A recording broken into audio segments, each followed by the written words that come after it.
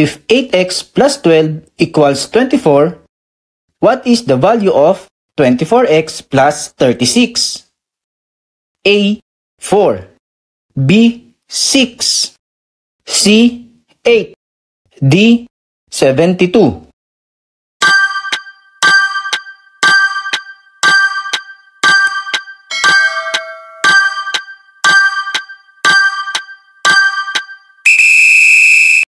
Ang sasagutan natin ngayon mga ka-review ay galing sa isang Facebook post.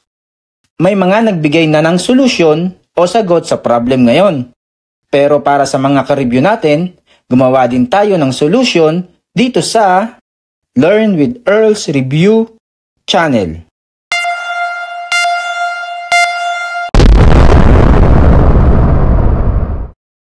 Pwede na tayong mag-wild guess dito.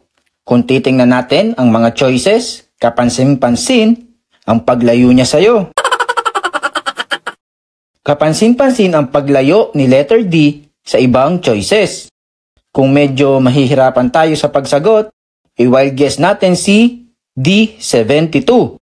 Subukan na nating sagutan. I-simplify natin itong 8x plus 12 equals 24. Ilipat itong 12 dito sa kabila. 8x equals 24 minus 12. 24 minus 12, 12. 8x equals 12.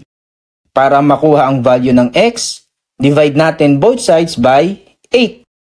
Cancel na ang 8 dito. X equals 12 over 8.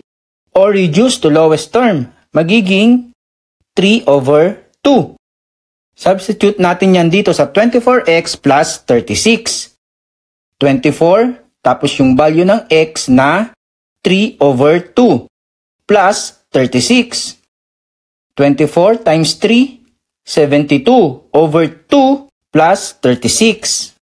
72 over 2, 36 plus 36 is 72. Tama ang hula natin na D72. Try natin kung pwedeng i-substitute itong hindi naka-lowest term na 12 over 8. 24, substitute natin itong 12 over 8 sa x. Plus 36, 24 multiplied by 12, 288. Over 8 plus 36. 288 divided by 8, 36. Plus 36 is 72 pa din. Kaya ang sagot natin ay D72.